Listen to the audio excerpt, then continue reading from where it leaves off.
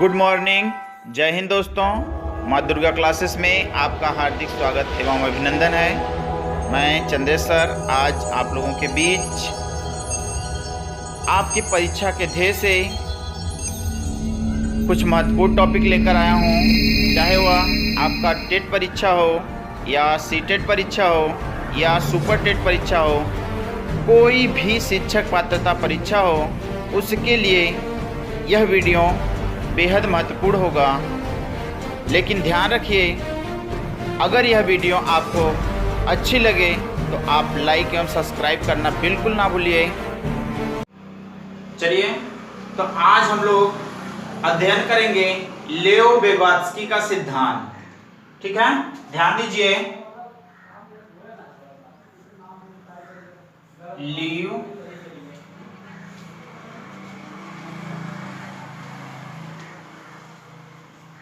विगोत्स्की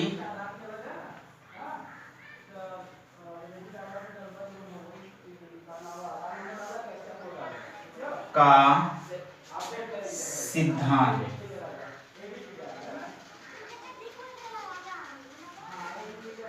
लियो विगोत्स्की का सिद्धांत। तो देखिए, बालक के सीखने के लिए लियो विगोत्स्की ने जो अपना सिद्धांत दिया है वह समाज से संबंधित है, अर्थात समाज के साथ अंतःक्रिया करके बालक क्या करता है, सीखता है। ठीक है, तो चलिए इनका सामान्य परिचय हो जाए। इनका जन्म 17 नवंबर सन 1896 ईस्वी को उड़ीसा में हुआ था। जन्म 17 नवंबर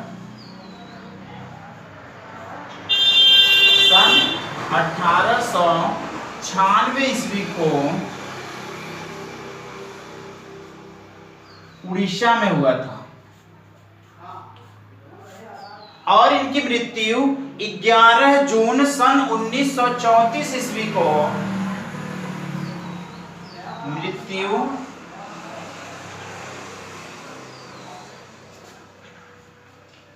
11 जून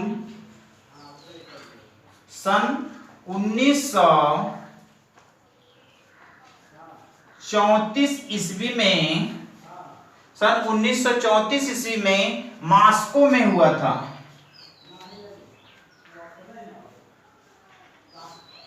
जो कहां है, दोनों कहां हैं, रूस में। कहां, रूस में। ठीक है, तो जन्म 17 नवंबर सन 1896 ईस्वी को कहां, उड़ीसा में, और मृत्यु 11 जून सन 1934 ईस्वी में मॉस्को में हुई थी। जो कहां है, रूस में, अर्थात यह रूसी मनोवैज्ञानिक थे। लियो विगोत्स्की या यह रूस के मनोवैज्ञानिक थे। रूस के मनोवैज्ञानिक थे।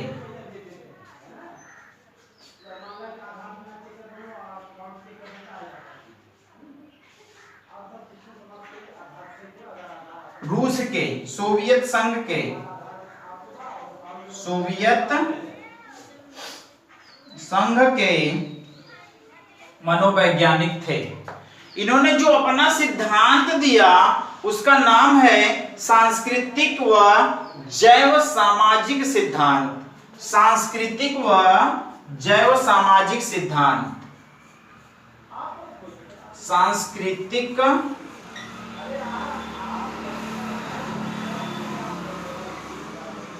व जैव सामाजिक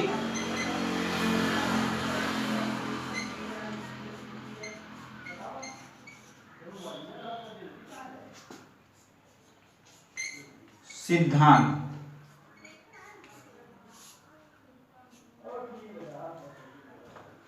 अर्थात सामाजिक अंतःक्रिया का सिद्धांत। ठीक है, चलिए देखिए आगे। इन्होंने जो अपना सामाजिक व सांस्कृतिक व जैव सामाजिक सिद्धांत दिया, वह समाज के साथ अंतःक्रिया करके बालक का जिस प्रकार से विकास होता है उसका वर्णन उसमें किए।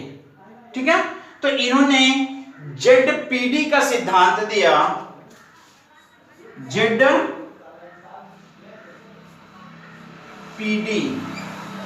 ZPD zone of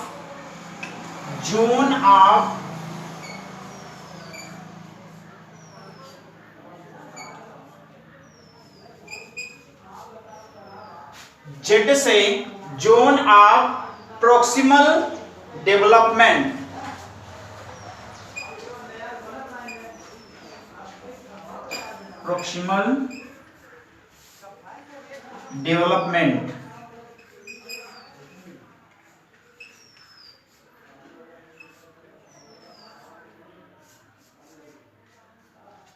zone of proximal development. ठीक है, जेडपीडी का पूरा नाम zone of proximal development, Hindi में इसको बोलते हैं सामाजिक सांस्कृतिक सिद्धांत। सामाजिक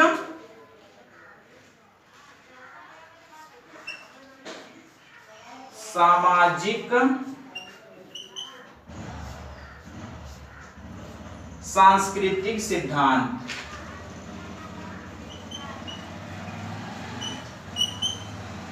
सामाजिक सांस्कृतिक सिद्धांत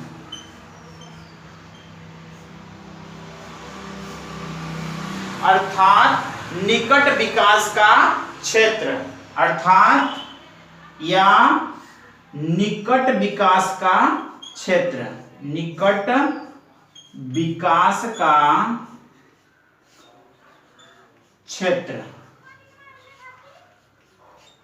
या निकट विकास का क्षेत्र। हमने कहा संज्ञानात्मक विकास का मूल कारण सामाजिक अन्योन्य क्रिया है। देखिए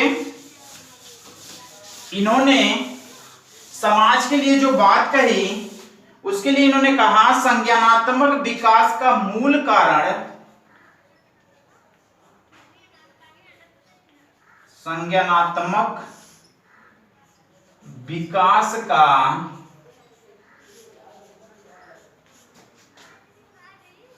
मूल कारण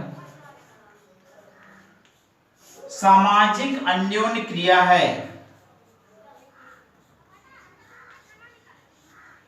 सामाजिक अन्योन्य क्रिया है।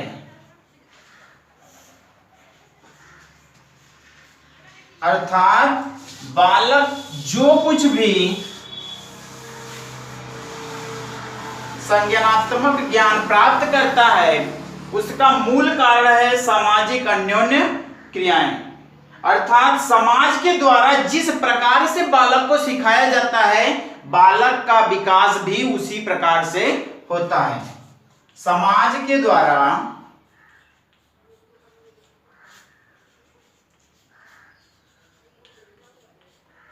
बालक जो कुछ भी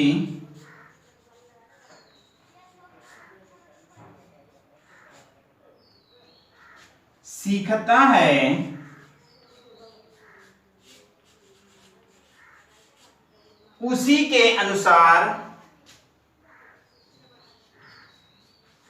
उसी के अनुसार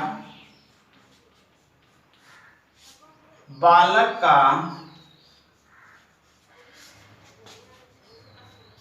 विकास होता है।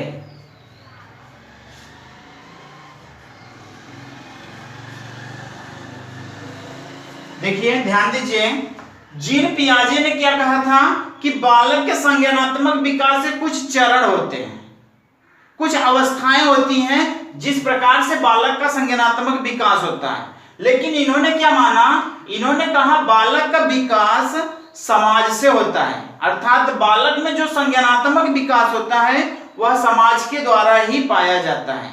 यदि बालक समाज में रहकर जो कुछ भी सीखता है या जिस प्रकार की क्रिया करता है उसी के अनुरूप बालक का विकास होता चला जाता है, चाहे वह शारीरिक विकास हो या मानसिक विकास हो या किसी प्रकार का नैतिक या चारित्रिक विकास हो, सब कहां से होता है? समाज से ही होता है। और इसके साथ साथ बालक के खेल पर भी इन्होंने महत्वपूर्ण बातें बताई हैं। इन्होंने कहा कि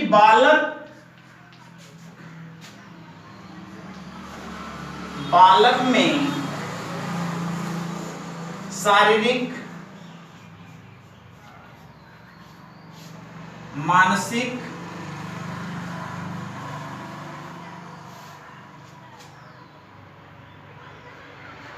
चारित्रिक,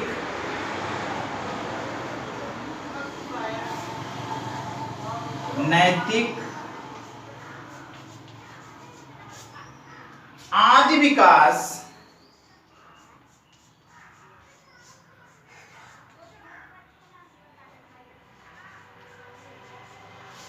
खेल के माध्यम से होता है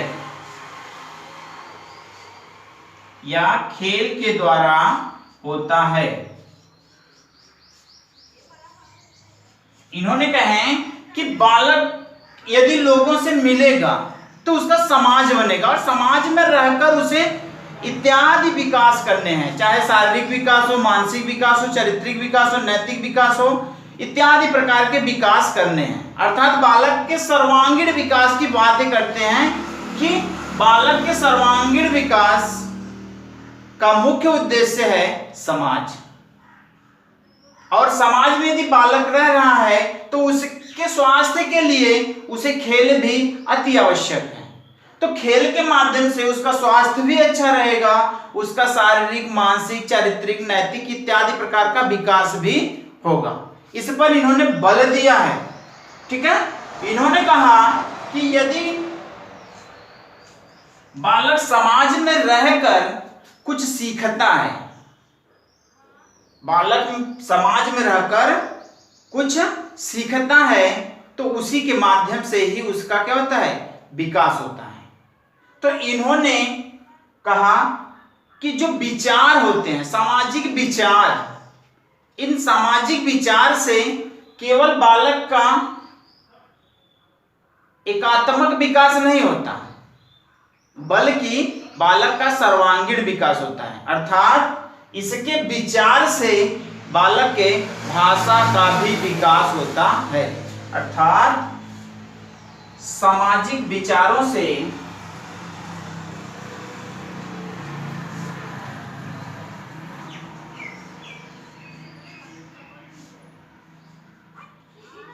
बालक का भाषाई विकास भी होता है, भाषाई विकास भी होता है।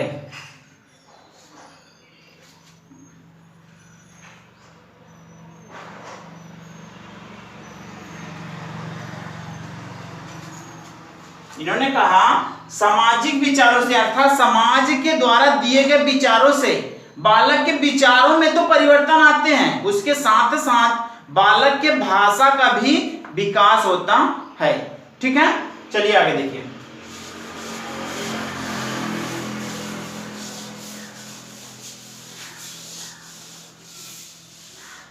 अब इन्होंने क्या कहा? कहा बालक का विकास, बालक का विकास समाज के साथ, समाज के साथ अंतः क्रिया करने से होता है। अंतः क्रिया करने से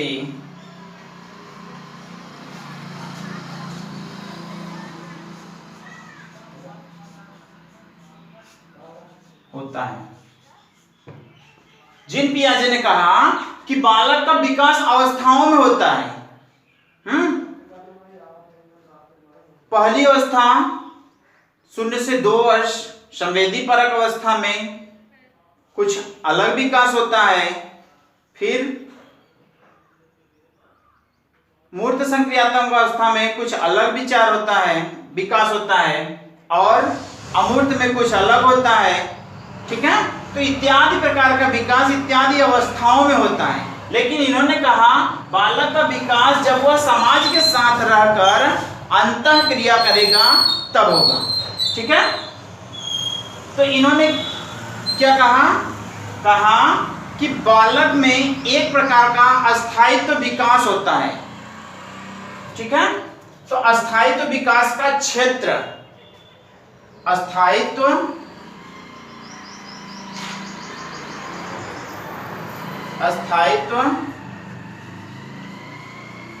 विकास का क्षेत्र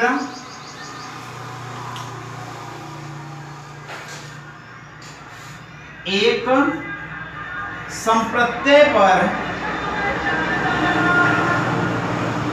संप्रत्यय पर आधारित होता है।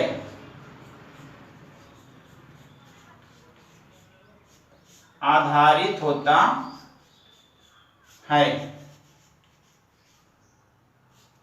जिसे स्कैफोल्डिंग कहते हैं, जिसे स्कैफोल्डिंग कहते हैं, या जिसका नाम स्कैफोल्डिंग है।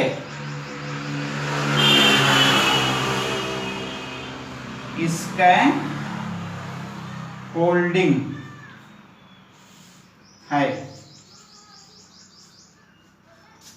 जिसे पाड़ या ढांचा कहते हैं। स्कैफोल्डिंग का अर्थ है पाड़ या ढांचा। स्कैफोल्डिंग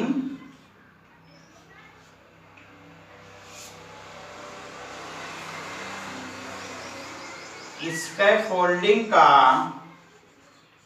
अर्थ है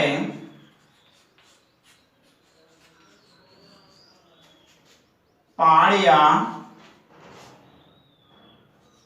ढांचा,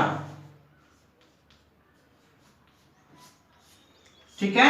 यहां से भी आपके प्रश्न बनते हैं कि अस्थायित्व विकास का जो एक क्षेत्र संप्रत्यय है वह क्या है, ठीक है। या तो देगा स्कैफोल्डिंग, या स्कैफोल्डिंग नाम अगर नहीं देता है तो दे देगा पाड़ या ढांचा। पाड़ या ढांचा का अर्थ है सहारा देना, सहारा देना, ठीक है। तो इसमें से कोई भी टॉपिक आपसे पूछ सकता है, ठीक है। चलिए, यहां तक बात आपको समझ में आई। अब आगे चलते हैं। चलिए, इनके अनुसार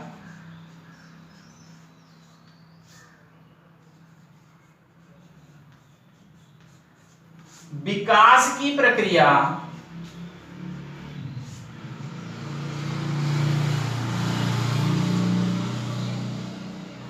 अधिगम की प्रक्रिया से पीछे रह जाता है। अधिगम की प्रक्रिया से पीछे रह जाता है।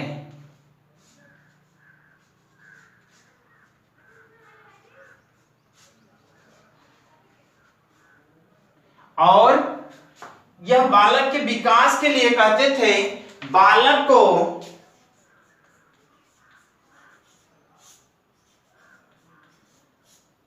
जिस प्रकार से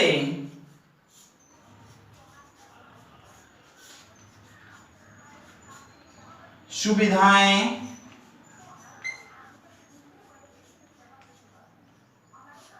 दी जाएगी, बालक का विकास उसी प्रकार से होगा। बालक का विकास उसी प्रकार से होगा।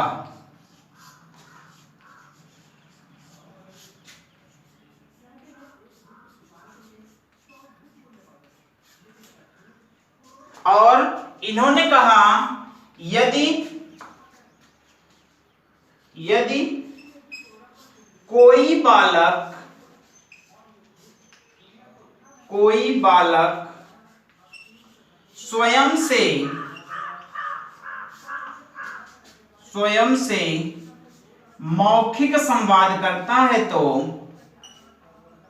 मौखिक संवाद करता है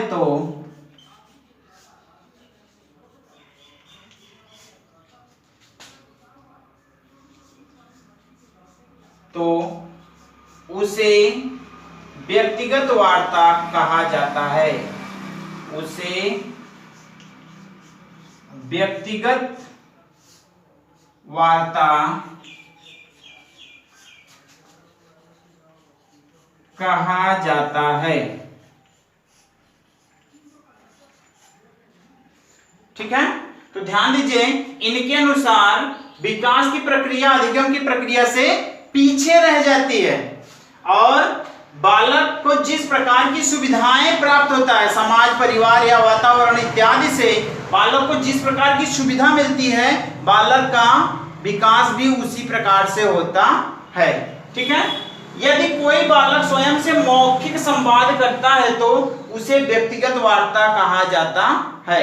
इन्होंने क्या कहा, इन्होंने एक प्रयोग करके देखे छोटे छोटे बच्चों पर, तो छोटे बच्चों को एक कमरे में बंद कर दिए, कई बच्चों को एक साथ एक कमरे में बंद कर दिए। बंद करने के बाद इन्होंने देखा कि जो बच्चे हैं वह क्या कर रहे हैं, स्वयं से कुछ वार्ता कर रहे हैं, स्वयं से कुछ वार्ता कर रहे हैं।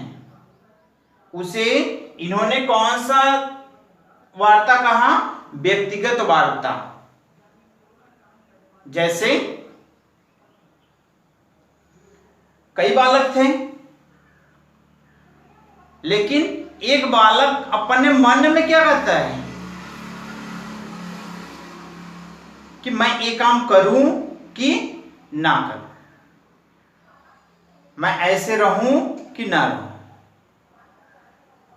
समझ रहे कि नहीं। तो स्वयं से वार्ता कर रहा है कि मैं कहां हूं, मैं कहां आकर फंस गया, मेरे माता पिता कहां गए। ठीक है, इस प्रकार की यदि वार्ता करता है तो क्या होता है, व्यक्तिगत वार्ता होता है। इन्होंने बालक के विकास के लिए कुछ सामाजिक कारक भी बताए हैं, तो जो कारक इस प्रकार हैं, चलिए देखिए। बालक के विकास को प्रभावित करने वाले कारक, बालक के विकास को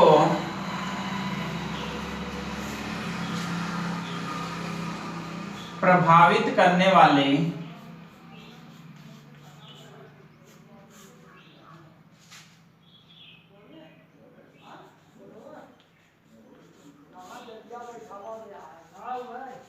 कारक, बालक के विकास को प्रभावित करने वाले कारक कुछ इस प्रकार से हैं। नंबर 1, परिवार। नंबर 2, समाज। नंबर 3,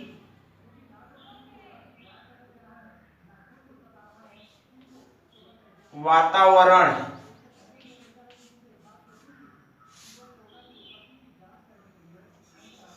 नंबर 4, अवसर की प्राप्ति, अवसर की प्राप्ति। नंबर 5, अन्य कारक।